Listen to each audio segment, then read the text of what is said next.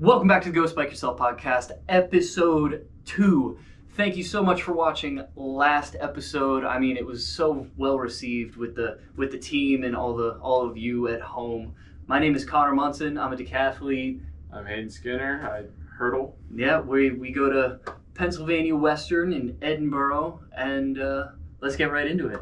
All right. Yeah. So I was thinking the other day. I was getting out of the shower. Stop. Course. Nope. Of course. Nope. Of course. I was getting out of the shower, right? And I pick up my towel, like you do. Mm-hmm. And what side of the towel do you use? Because there's a soft side, right? But then there's like a rough side. Okay. Like, and I feel like one of them's more absorbent. But okay. What side of the towel do you use? I honestly don't pay attention to what side of the towel I use. So like, You just meaninglessly dry yourself off. Yeah. Well, like I squeegee myself before I get out of the shower. Right. I don't do that. That's weird. So then I like dry off, and I'm already pretty much dry. But that's like so much work. My towels are no, it's not. Yes, it is. Dude, it takes me 2 seconds. Yeah, I'm good. We were talking to somebody about that the other day. I think it was it Madeline? I have no idea. I don't remember. But like you squeegee, you take the time to go. Yeah, it's like super quick. Yeah, but just like that's what the towel's for. Yeah, I know. That's what the towel's for. Anyway, but like okay, I think if you use the soft side of the towel, it gets like sticky, and like you ever like accidentally get in bed. I think you need to change your towel. No. I wash my towel. Let's be real clear. I wash my towel once a week. Which might not be enough. I don't think that's enough. Is it? No, that's 100% enough. Every 2 showers, I wash my towel. There's no way 100%. you do that. There's every time no way you do because that. it gets funky, dude. Well, then maybe you suck at showers. Maybe. Like, if you're not clean getting out of the shower. Do you use a bar soap or body wash? It depends on how I'm fit. The bar soap that I have, it's a Dr. Squash bar. So that's what I have. With the exfoliator, right? Okay. You're not supposed to exfoliate every day. I do. I just use like the gritted Dr. Squash ones. What? They have grit in them. Yeah. That's like that's exfoliating. I just do that. You're not supposed to exfoliate every day. Well, so I use skin looks good to me. A couple times a week. I'll use the exfoliating bar. Okay. And then the rest of the time it's a loofah and body wash. So that the 12-in-1. Yeah. It doubles as shampoo, conditioner, mouthwash, car wax. Yeah. You know. Yeah. Engine oil. Engine oil, there it is. Well, that's all the seed oils we're consuming. Oh my God. Wait, no, we'll get back. We're gonna get back to that. We're gonna get back to that. Oh boy. No.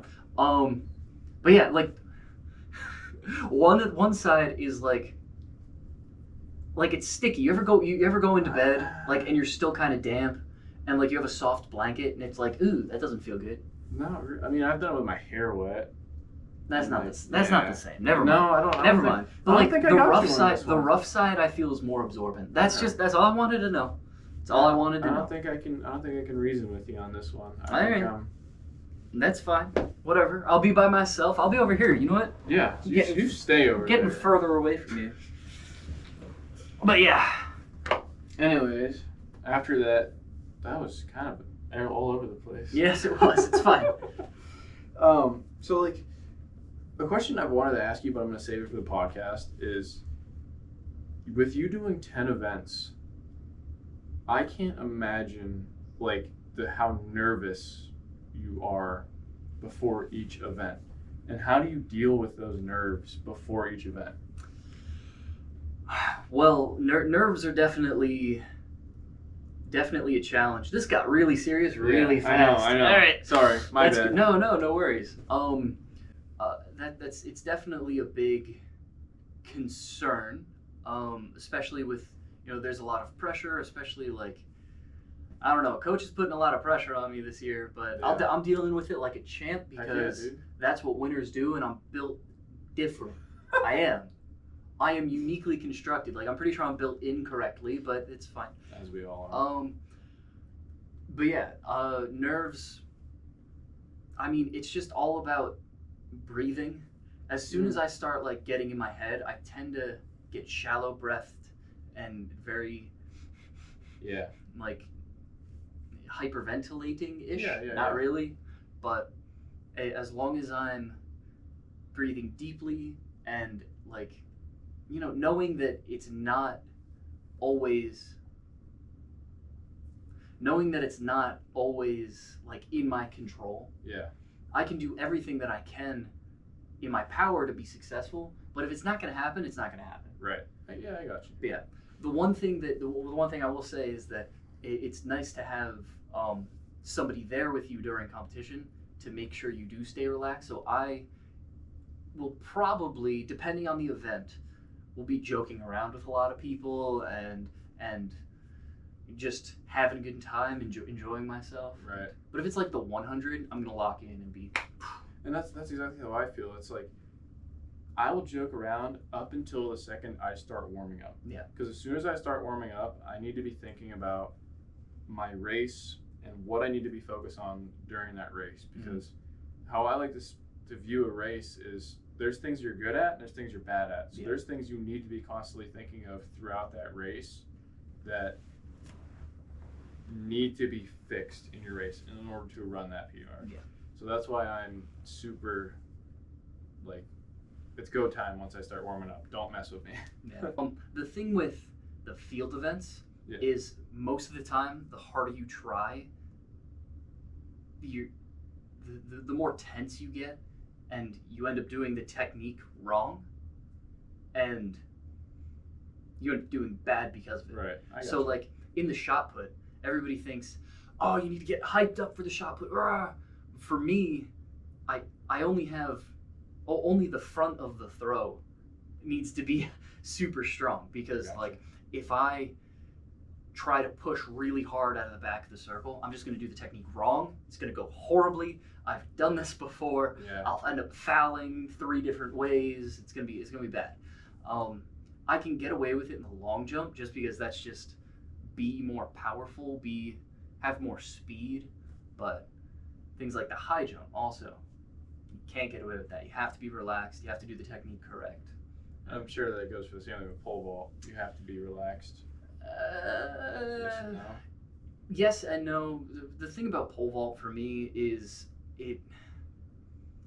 I do get in my head a lot about it. So if I just think, you know what, I'm gonna attack it. I'm gonna go. I'm gonna hit this bar. Or I'm not gonna hit the bar. Yeah. I'm gonna hit the jump and clear it by a mile. Let's do this and get super hype. I kind of will hit it with energy, but let my body do what it knows how to do.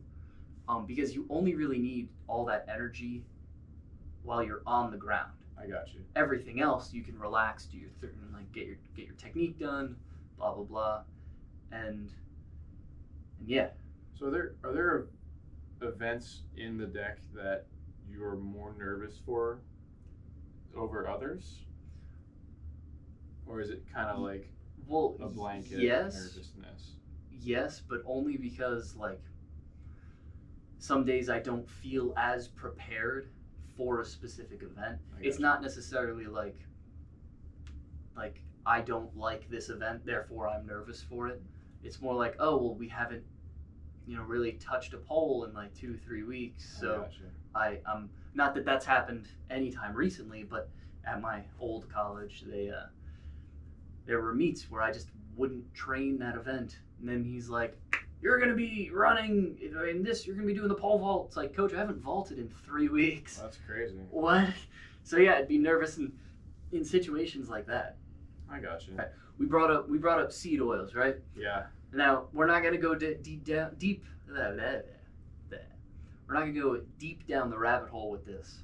But I do want to ask you about your diet and a little bit, but let's keep it simple for right now. Do you take an electrolyte supplement? Yes or no? As in, am I putting electrolytes in the water that I drink? Yes. Yes. You are? At least twice a day. Good. Before, like when I wake up, that's probably the first thing I drink, and then I try to drink it before bed. Sometimes I forget, but beautiful. It's fine. Now here's the big question. What brand do you use? Propel. Propel? All right. Well, that's pretty decent. Pretty decent. I think we can level that up. I'm probably not going to name drop brands because they're not paying me to do that. Yeah. So as soon as I get some NIL stuff, we're going to put it up on the screen and be like, go use that code. I like their flavors. But yeah, what I was going to ask, what's your favorite flavor of electrolyte? It was, oh my gosh, what is it? is it orange raspberry right now or something like that? Nice. The ones that I use, orange. That's my go-to. Top tier. Orange is always like, anytime I was like, because we've gone to Disney World and we've like, you need to make sure you have electrolytes in your water, whatever. It's always been orange for me, flavored orange. Good. Yeah. The thing about Propel, right? Now this is constructive criticism. Yeah. Right. Is if you look at the back of the box, right, with Propel, even Liquid IV, like some of the ingredients are questionable. I gotcha. So like if you can't pronounce one of the ingredients, you probably shouldn't be drinking it. Fair enough. But that goes with food too. Right. So how do you typically eat? Like, let's say we have practice at 3:00. How do you plan out your meals before practice? So what I do in the morning. Are you a breakfast guy? No. Yeah. I'm not much of a breakfast guy. So like sometimes I actually have to force myself to eat in the morning. For me, it really depends on the day for me, but I lean more towards not eating breakfast. Yeah. Well, I mean, for me, it's like I have class at 9 and I have a 20-minute commute to school. Yeah. So in that 20-minute commute, I'm drinking my bottle of water, my electrolytes, and I'm eating, whether it be a protein granola bar or a little package of Cheez-Its, something in order to get through that fuel. And as soon as I'm done with class, which is at like 11 o'clock for me, right, I go home and I eat food. And what do you eat? So I actually have kind of like a schedule of what I eat. So like Mondays, I'll make these they're like little, like almost popcorn chicken, but they're not the fried crap. You know what I mean? So it's a Sam's Club brand. I don't remember what it is, but like I'll just throw it in the oven for 20 minutes, cook it, eat that. So that's nice. a Monday thing. It's just a quick thing, easy thing. Popcorn chicken, like, is it an Asian style? Like, it's orange chicken? No, it's literally just chicken. Like it's breaded chicken. Okay. It's baked. That's it. No sides, no toppings, no Chick-fil-A sauce. I mean, I actually have eaten Chick-fil-A. I Nice. eat Chick-fil-A sauce really often. Good. The last time I didn't, I ran out of it. Oof. And then I'll eat. I have these like pre-packaged steak sandwiches. Ooh. It's literally just steak, bread, and cheese. Nice. And I'll eat 2 of them. Heck They're yeah. like that big. And then I'll eat either Wednesday or Thursday. Wednesdays are weird because I don't have that much time in between my stuff, so I'll probably just pack a sandwich, probably a turkey sandwich, mayo. Cool. Cheese. Ooh, mayo. I love mayo. I can't get behind mayo. I love mayo. I can't. Well, Mayo's okay. good. I know mayo is like, all it is in natural mayo is like eggs and oil. Yeah. But like, it's goopy and it's icky. I like it. It's gross. You put mayo on your hot dog? No. Mayo on a hot dog?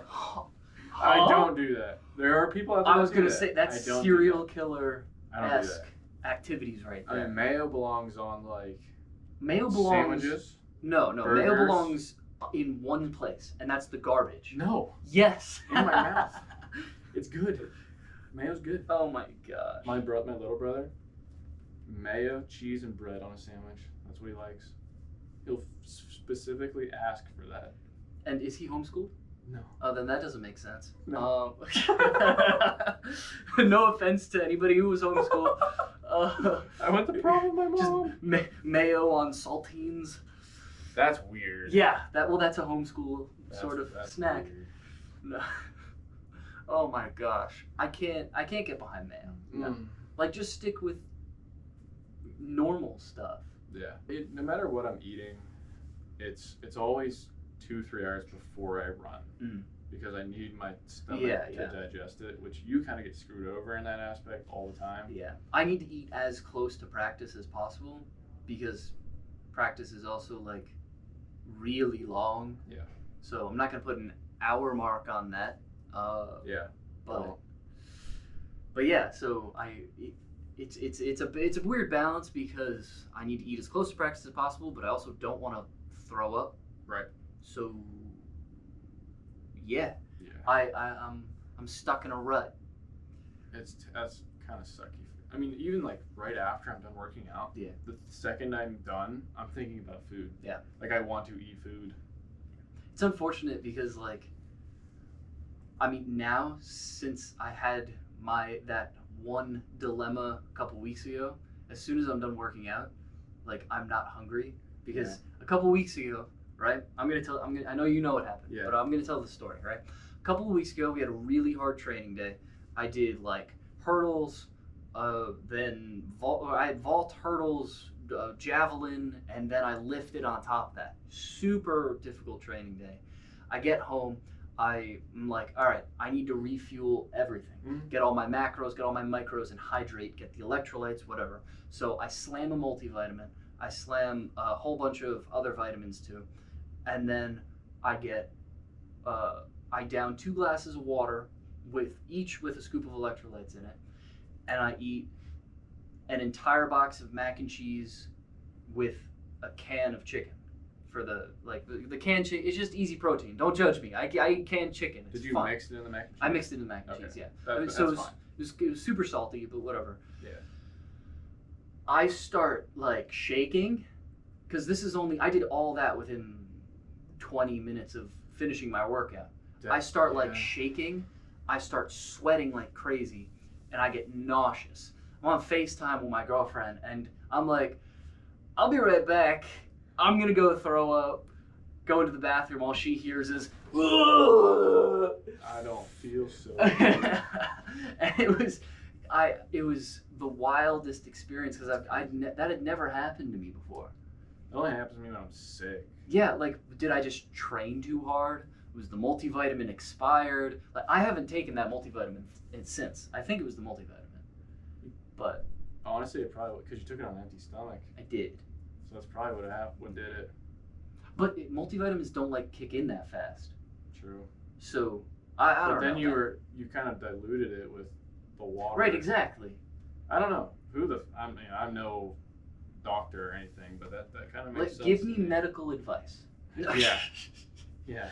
Disclaimer: no medical advice given. So, as somebody who's put on a whole lot of weight in the span of like 3 months, yeah, what is your go-to like protein? Protein? Yeah, it's like high protein meal. What do you eat? So it's pretty much just baked chicken. Chicken. So like I'll throw a piece of chicken. Yep. With some garlic salt on top of it. Delicious. Literally just throw it in the oven But like how much chicken? Like a lot of chicken. 2 breasts. 2 breasts. That's probably about it. That's the perfect amount of breasts. Okay. Oh my gosh. Oh, so two chicken breasts. Yeah, with some. With some mayo. No, you slathered that with mayo. There has been times. Okay, I make grilled cheese. Yep. And I put mayo. No. No. Yep. Instead of butter. No, you gotta get. Oh my gosh. Okay, we're done. Bye. Yep. I'm walking off. Welcome to Go Spike Yourself. No, we're not friends anymore. I'm sorry. That sucks. But you need the salty, but butter has a flavor. Yeah, it does. A grilled cheese is not a grilled cheese without that butter flavor. I don't. In my humble opinion.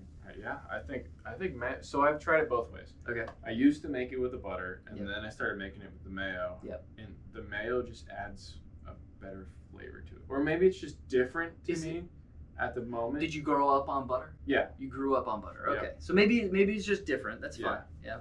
But I have been enjoying that, and that's also another meal that I'll eat during the week is grilled cheese. Yeah. I'll throw some pepperoni, some turkey on there. Super easy, super quick. Super quick. I'll probably eat like 2 of those. Nice. But like, I don't ever keep track of what I eat.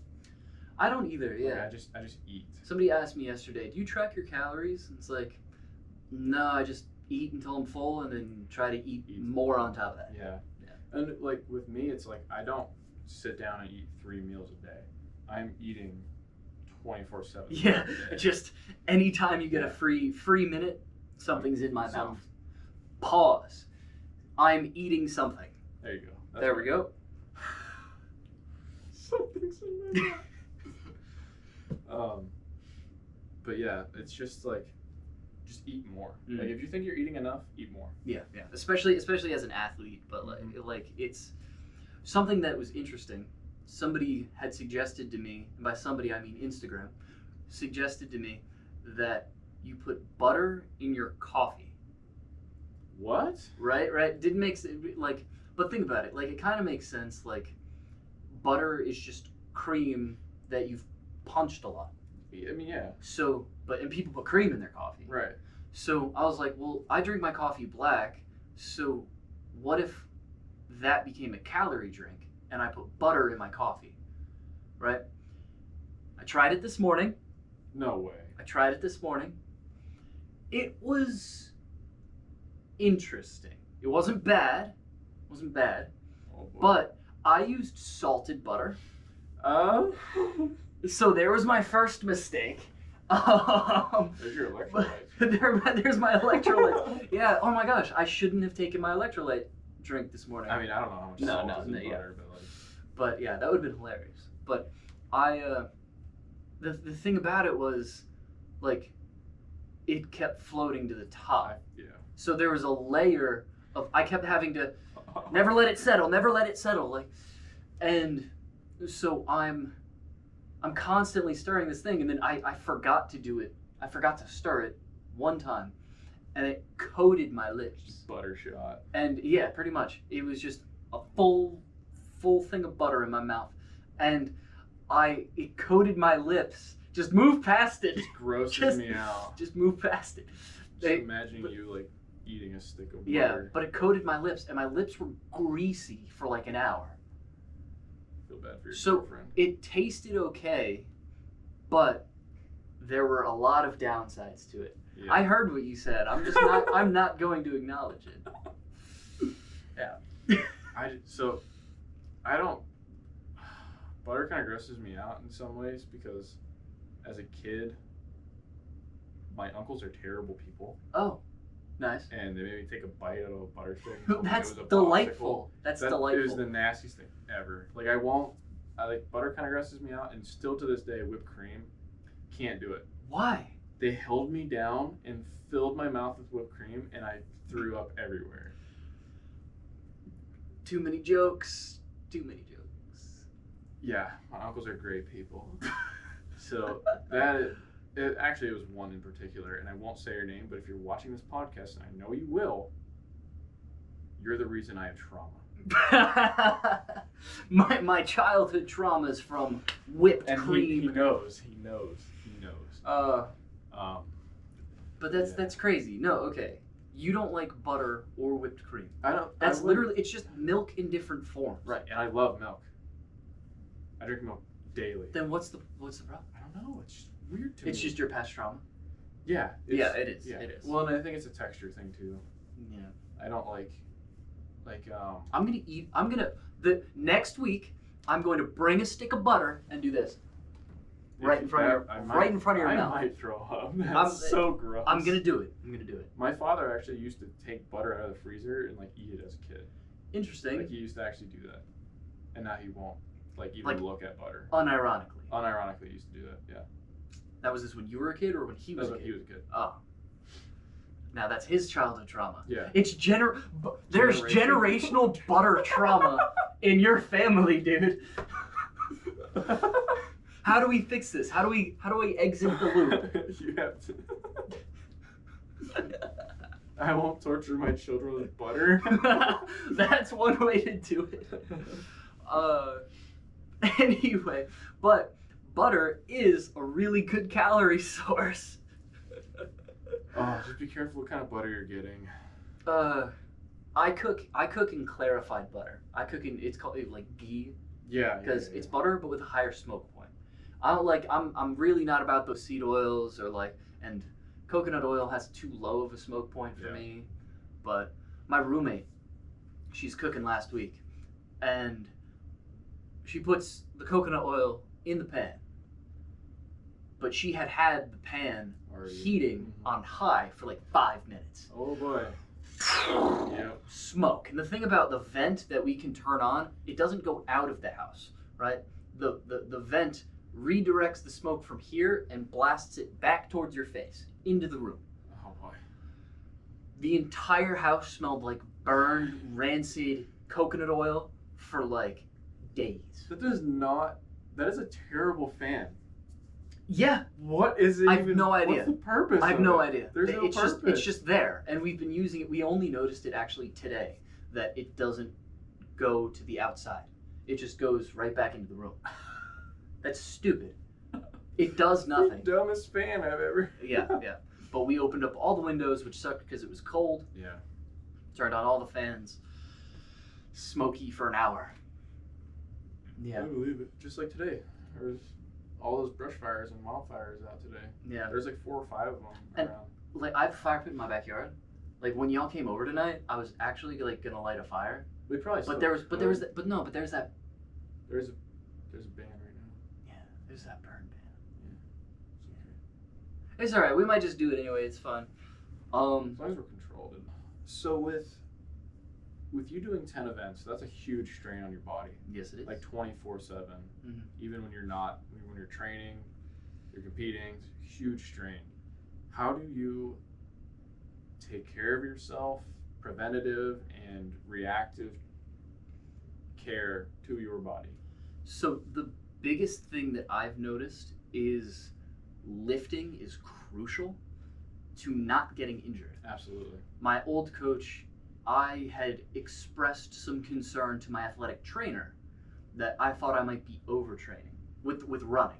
Yeah. We weren't doing enough field events, which is crazy, but we were doing too much running and we were lifting on top of that. So I expressed to my trainer, I think we're overtraining, and he said, and he snitched on me. He snitched on me to the coach, and he was like, he was like, listen, my coach said, we're going to take away one of your lifting days. I was like, no, coach, you're not understanding. We need to dial back the running, do more field events. The lifting is fine. Yeah. So at that time, we were only lifting twice a week, and he took one of my lift days away. So now I'm running every single day, intense workouts every single day. You should only really have 2 hard days a week? 2. And then like maintenance the rest of the week. Right. We were having a hard day every single day, whether that's the 100, the 400, the 1500, just like random sprints, whatever. That's asking to get hurt. Exactly. As soon as he took the second lift day away, 2 weeks later, pulled hamstring. Yeah. I completely hamstring grade. It was like a grade 2 hamstring strain. I did it doing something stupid. It was just in the vault. I was warming up for the vault. That's crazy. Yeah. Actually, you don't usually get hurt warming up. During the warm up? Yeah, no duh. Wow. Yeah. Like I don't comprehend the mindset. Now, obviously in hindsight, like it doesn't make sense, but back then I was just like brainwashed. It's like he says something, I go, okay. Yes, coach. Yes, coach. Right. That's what I love about our current coach is that he's very willing to take feedback and not really criticism, but like this is how I'm feeling, and he can either say, okay, maybe we can change that for next week, or suck it up. Stop being a sissy. This is supposed to be like hard. Yeah. But he does have the knowledge and the wisdom to like actually make that judgment call, right? So with preventative injury like stuff, the one thing I can be better about is like flexibility, because I mean I don't know if you guys can see this, but I'm not very flexible. I can't. I touched my toes. I did it. Don't let anybody tell you I didn't. I touched my toes. But I should be more like palms to the. Cracks. Did you hear that? That was like my shoulder, my lower back, my knees. No, I have been sitting like this for a while. Yeah. So like my back was a little tight. So I was going slowly down. It's okay. This is me coping vigorously. But no, I really need to stretch more, and we're gonna go stretch after this. As soon as we're done with this. And honestly, hydration is a really, really big part of it. Agree with that. So if you're doing an intense workout, if you're not hydrated, and you're doing sprints and you cramp in the middle of it, but you then try to stretch the cramp really, really fast. Yep. Blown some muscle, whatever it is. So stay hydrated, stay fueled, stretch, lift. But yeah, I've had a lot of injuries in my time. But what injuries have you had? Have you had any debilitating, like, season-ending injuries? Not season-ending. I've always been able to come Knock back. on wood. Wait. There's wood over there. There we go. Okay, we're safe. Good. We're good. No, but Yep. Amen. I've been injured for the middle part of the season, which is the biggest part of the season. That was my junior year. But you still get like championships after that. Yes, So, like, and that was fine, and I did all right. I did pull my hamstring, really bad. It was bruised, but it didn't tear. Okay. So just like a minor strain. Just a minor. It wasn't minor, but it was a big strain. Okay. And I thought it was going to be over because the reason I did it is because we were running at a meet that it was snowing at. Bruh. It was snowing. What month was it? It was the beginning of outdoor season. So like, it was like beginning of April? Yeah. The fact that it's snowing in April is crazy. Snowing. And that was in this state. Yes. In this part of the country? Yes. I'm cooked. It was snowing. I'm cooked. I'm not a winter person. But I think that it's never snowed in April since then. Okay. So, but it was the first hurdle of the 110s. That's Like, did you finish the race? No. Oh yeah. I stopped. I was not. That's the doing right that. decision. Yeah. Because it was so painful, and I was like, you know what, I'll be fine. Like, so I walked to the trainers. Yeah. As soon as I got warm, my leg, I walked out of there on crutches. My leg hurt so. Oh my gosh. So bad. Yeah. So what was your like rehab? Like? I went to the trainer at the school, and I was doing just. At first, I let it heal. Like, I didn't do anything for a week because you gotta let it tighten back up. Yeah. So I did that, and then I started doing very slow stretching, but not really stretching, just range of motion kind of thing to get it back. Icing, heating before, just the usual maintenance stuff that you would do. Abuse your trainer. Wherever you're at, go there and abuse it. They're there for a reason. They get paid for that. So go to the trainer, Connor. Listen, if I have a problem, I'm going to ignore it until it becomes a major problem. Yeah. Major problem. Listen, or just ignore it until it goes away. If you have a problem, like in relationships, right? You just ignore the problem until it goes away. Until everything boils up and you freak out. Exactly. That's what it is. That's the key to success in life.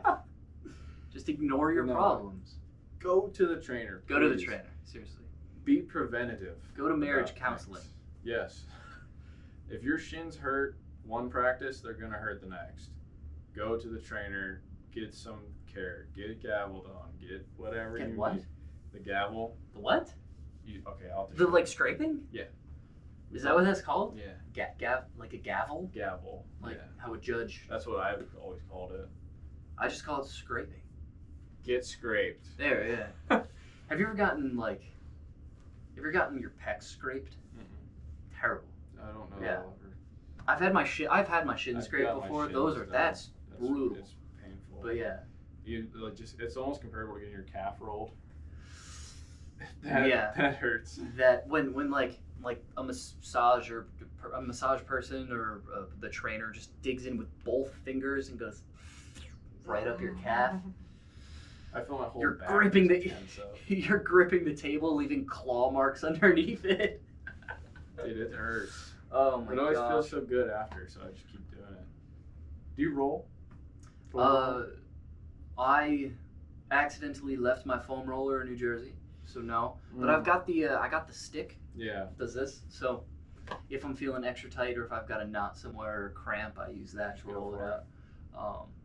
But I need to start using it on my my trap because your traps are tight. I hold my stress in just this trap. Not even both. It's just this one. So like, I'll be in class and I'm literally like this in class, because I'm like, oh my gosh, I gotta pay attention, and I'm just like, I have no idea why. That's crazy. And so if I'm like stressing about the high jump or something, and you see me like, you gotta drop your shoulders, relax your jaw, stop being weird. Like, Stop being weird. I don't know. But I have a tendency to, like, when I'm running a hard workout, start tensing up and go like this. I don't know why I do that, but I do. And then it kills my arm motion. Yeah. I'm running like this. Well, it could be worse. There are some people on our team who I'm going to point this out to. I'm not like publicly, but privately, I'm gonna tell them this, that when they're doing like A skips or B skips, they do this. I know who you're talking about. No, but it's not okay. It's not just him. There's like 4 or 5 people. Yeah. Both men and women. They're, instead of the motion coming from their shoulder, it's coming from their elbow. Yeah. And their shoulder is just not moving. So it's like 4 or 5 people, and I'm going to mention it to them the next time I see them. Yeah. Yeah. Because it's just bad mechanics. And that's another thing, when your teammates mention something to you, it's not usually mean. They're trying to help you. It's constructive. You gotta take it and be like, okay, I guess I can do that better. You're right. Like, especially in the hurdles, like with you and I doing hurdle practice together almost every time. Yeah. Like yesterday was the first day we didn't hurdle together, and I was very sad about it. Super sad, I know. You looked awesome over the hurdles. I felt awesome. Super smooth. And it's stuff like that you see, like I'm sweeping my arm a little bit, or like you need to get your chest up kind of thing. Like, don't drop my hips back. Yes. And that's stuff that we can pick out to each other, because coach can't see everything. Yeah. You know, and he can do a lot, but he's also got a lot on his plate. Absolutely. Yeah. And with us being like-minded, I think that dynamic works well. Yeah. So that's why also your training partners, find good training partners. Surround yourself with like-minded people so that you can also succeed, and your success is not their detriment. Heck yeah. I like that. Yeah. Yeah. That got really deep. Super philosophical. The philosopher? The philosopher. We used to call a kid in high school the philosopher. Why? Because he just said some crazy outlandish stuff. Oh my god. All the time. On Snapchat. On his story. With you having, I mean, I guess I'm going back to this. You have 10 events. Yes, I do. There's a lot of stuff going on. Yes. How do you deal with one of those events going bad? Well, I typically try to account for at least one of them going bad. Yeah. So I know that probably one event will not go the way that I want it to. So it's that after that happens, I'm kind of okay with it. Okay. So let me run you through a meet that I had last year. So it was at VMI. It was a heptathlon indoors, and I did okay in the 60. I think I PR'd, maybe not, whatever, but it was decently quick. Yeah. I'm gonna smash that PR this year because I'm much faster. But long jump went okay. It was like 22-ish feet, probably a little less. It's more like 21.8. Yeah. So probably a foot less than my PR, but whatever, it's fine. Then it was the shot put. I did horrible in the shot put. It was like 11 meters 30, and my PR is 12:45. Oh, jeez. Which means I threw almost 4 feet less than my PR. Bruh. Yeah, that's that was a little rough. But I know, like, shot put's not that many points. It's all right. Like, if you PR by a foot, it's like only 60 points. So it's not that big a deal. Like, I could make it up in other events. But then the high jump went well. The hurdles went okay. Then I got to the vault, and I effed up in the vault too. Oh boy. It's when 2 events go wrong that I am pissed. Yeah. Especially in the vault, because the vault is my best event, and I did like booty cheeks in that meet. So it was a blow to my ego and my pride, but honestly, it was probably a good thing for my character development, because I came in at 430, 4 meters 30, which is like 14.7 ish. That was my opening height in that meet. But there were two guys that had their opening height set to 230, which, you know, is 7 feet less than my opening height. Yeah. So I was getting kind of cocky. I was like, psh, I've got plenty of time to relax. I was kind of dogging on them, and God humbled me real quick. Yeah. He was like, "Nope, you don't get to do that. You don't be an a-hole." And I lesson learned. Mm-hmm. So if you can keep my ego in check this year, that would be great, so that I can actually perform well. But yeah, so what was the question? Did I answer the question? Yeah. Like, it's just like, how do you deal? The question was, how do you deal with a bad event? Right. An event going bad. So if one event goes bad, I kind of just brush it off.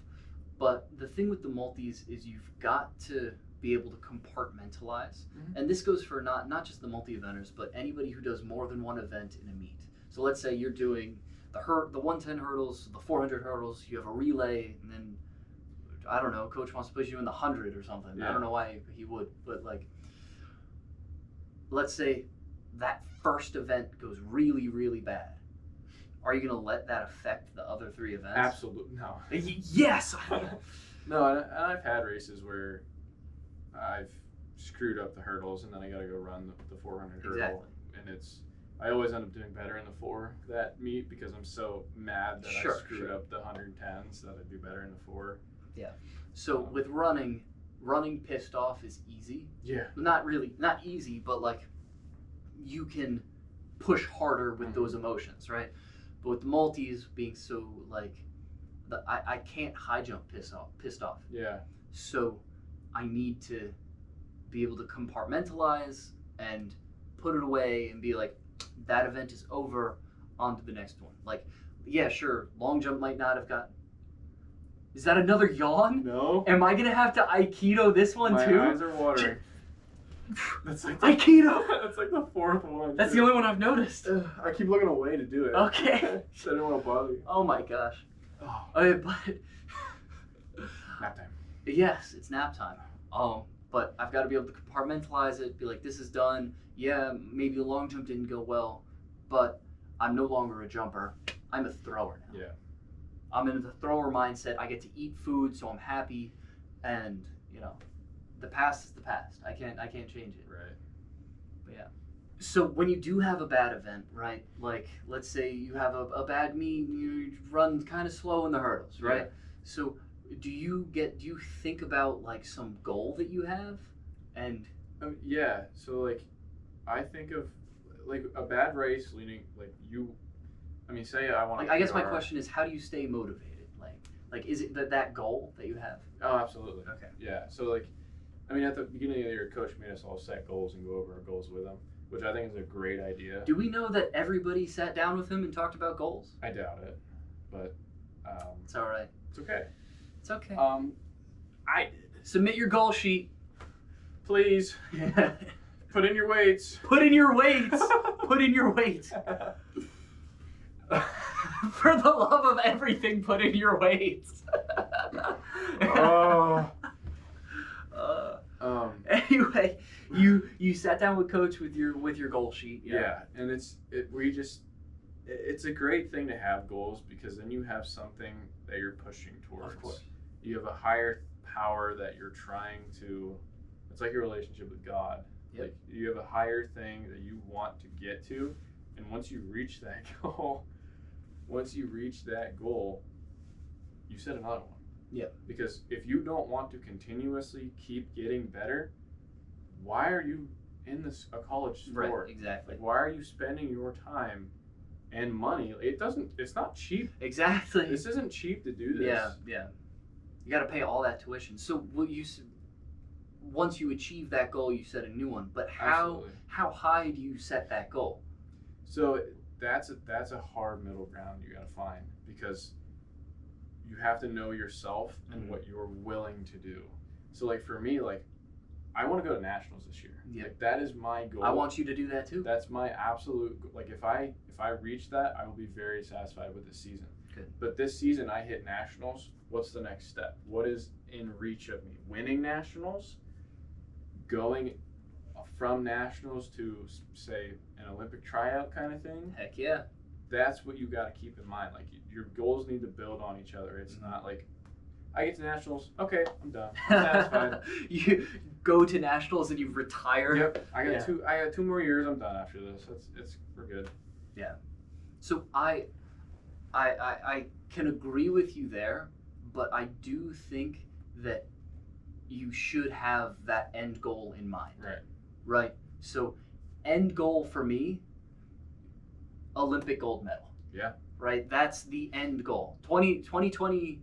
Not probably not 2028 for gold, but like 2032, I'm going for that gold medal. Yeah. 2028, I'm going to Los Angeles.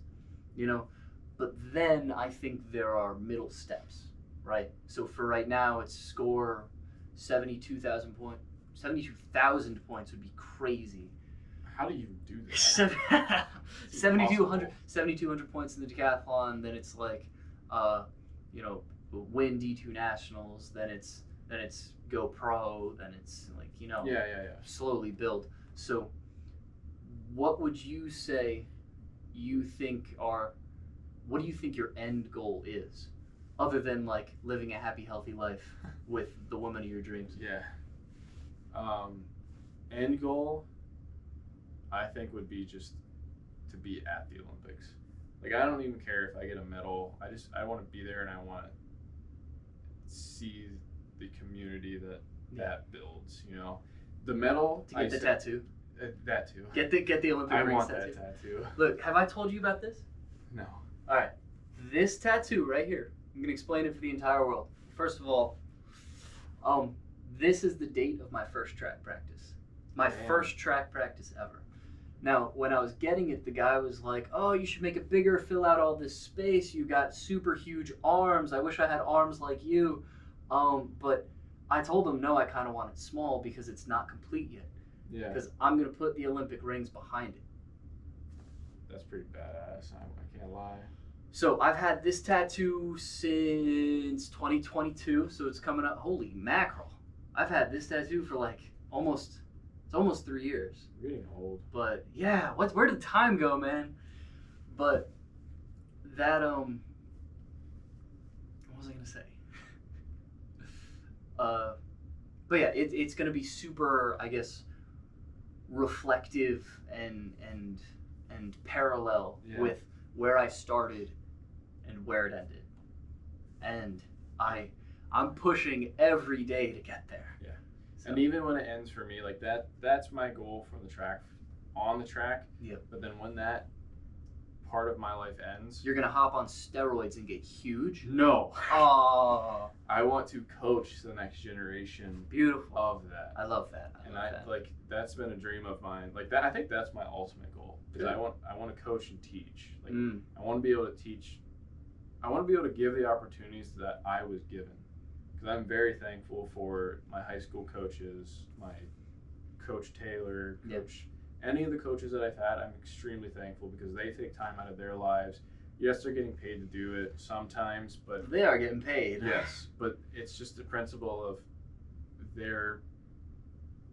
I don't know, like they're giving that to me. Yeah, like they're giving me the opportunity. And I know Coach didn't actually recruit me, but he also gave me a second chance because I didn't run last year. So he could have just said, "Well, you quit the team, so you're done." He didn't invite me back. So he did invite me back, and that's beautiful. Man. Yeah. Hell yeah, I like that. Yeah. I haven't thought that far ahead. Yeah. I'm just like, I'm just gonna be living. Yeah. Like hopefully, like, social media takes off and I can just kind of cruise after the Olympics. But we'll see. Yeah. Yeah. If you're not following me on Instagram, we're gonna put my Instagram handle here. It's @ConnorMunson_. that's my handle on everything. So follow me wherever. But yeah, I'll throw it. Thank you for watching the episode 2 of the Go Spike Yourself podcast. We appreciate all the support you guys have given us so far, and the continuous support that you will give.